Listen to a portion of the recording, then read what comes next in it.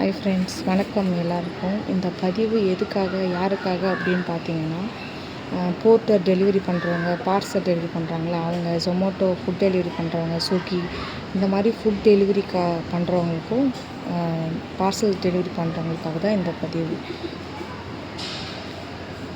சென்னையை பொறுத்த வரைக்குமே எல்லா இடத்துலையுமே பெரும்பாலும் இப்போது ரொம்ப இடத்துலையுமே பெரிய பெரிய அப்பார்ட்மெண்ட்ஸ் தான் நீங்கள் நிறைய பார்க்கலாம்.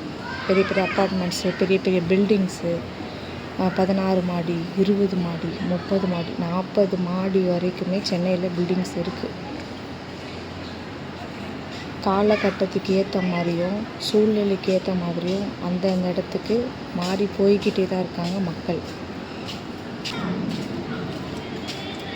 சில ஒரு 10 வருஷத்துக்கு முன்னாடியோ இல்லை ஒரு 15 வருஷத்துக்கு முன்னாடியோ நீங்கள் சென்னையை பார்த்தீங்கன்னா நிறைய இடத்துல இந்த ஓட்டு வீடை பார்த்துருக்கலாம், கூரை வீடை பார்த்துருக்கலாம். இப்பயும் இருக்குது, இல்லாமலாம் கிடையாது. இப்பயும் இருக்குது, கூரை வீடு இருக்குது, ஓட்டு வீடு இருக்குது, ஷீட்டு வீடு இப்பயுமே இருக்க தான் செய்யுது. ஆனாலுமே 16 மாடி கொண்ட பில்டிங்கு, 20 மாடி, 40 மாடி வரைக்குமே சென்னையில் இருக்குது. அப்படி இருக்கிற பட்சத்தில் இப்போது ஒரு பொருள் உங்களுக்கு தேவை, 16 மாடியில் உட்காந்துட்டு 18 மாடி 20 மாடியில் உட்காந்துட்டு ஒரு பொருளை புக் பண்ணுறீங்க. ஒரு சாப்பாடு, ஏதோ ஒரு சாப்பாடு, உங்களுக்கு தேவையான சாப்பாடை நீங்கள் புக் பண்ணுறீங்க. இதை கொண்டாந்து கொடுக்கறது ஸ்விக்கிக்காரங்களோ ஜொமேட்டோக்காரங்களோ உங்களுக்கு கொண்டாந்து கொடுக்குறாங்க. ஏதோ ஒரு பொருள் உங்களுக்கு தேவைப்படுது, போர்ட்டர் கொண்டாந்து உங்களுக்கு கொடுக்குறாங்க. நீங்கள் 16 மாடி 17 மாடிலேருந்து புக் பண்ணிவிட்டு 16 மாடி இந்த மனுஷன் ஏறி இறங்குவாங்களா? அவங்களும் மனுஷங்க தானே. லிஃப்ட்டில் வந்து கொட்டை எழுத்தில் ஒரு ஸ்டிக்கர் வேறு போட்டு ஒட்டிடுறீங்க, என்னென்னா ஜொமேட்டோ, ஸ்விக்கி, போர்ட்டர் இந்த லிஃப்ட்டை யூஸ் பண்ணக்கூடாது அப்படின்ட்டு. அப்போ அவ்வளோ மாடி அவங்க ஏறி வந்து உங்களுக்கு டெலிவரி பண்ணுவாங்களா? ஏதோ ஒரு 2 மாடியோ 3 மாடியோ 4 மாடி கூட வச்சுக்கோங்களேன். 4 மாடினா ஓகே, உங்களுக்கு ஏறி வந்து அவங்க டெலிவரி பண்ணுறதில்ல.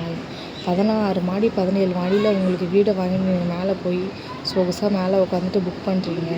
இவங்க மேலே ஏறி வந்து உங்களுக்கு கொடுப்பாங்க. இவங்க ஒரு டெலிவரியை முடிச்சுட்டு வீட்டுக்கு போய் ரெஸ்ட் எடுக்கிற மாதிரி இருந்தால் பரவாயில்ல. கஷ்டப்படுறவங்க அன்றைக்கி ஃபுல்லாக ஓட்ட தான் செய்வாங்க. ஒவ்வொரு இடத்துலையும் இந்த மாதிரி 40 மாடி ஏறி இறங்கினாங்கன்னா அவங்க உடம்பு என்னத்துக்கு ஆகுது? கொஞ்சமாவது சிந்திச்சு செயல்படுங்க. ஏன்னா வந்து கொட்டெழுத்துல ஒரு எழுதி ஒட்டிடுறது, ஜொமேட்டோக்காரங்க, ஸ்விக்கிக்காரங்க, போர்ட்டர்காரங்க அனுமதி இல்லை லிஃப்ட்டில் அப்படின்ட்டு. எல்லாருமே குடும்ப கஷ்டத்துக்காக தான் ஒரு தொழிலை செய்கிறாங்க. நிறைய லாப நஷ்டம் இருக்கும், நிறைய கஷ்டம் துக்கம், அவங்களுக்குள்ள நிறைய கஷ்டங்கள் இருக்கும். எல்லாத்தையும் பொறுத்துட்டு நீங்கள் காமிக்கிற மூஞ்சியும் அவங்க பகிழ்ச்சி சகிச்சுக்கிட்டு போயிட்டு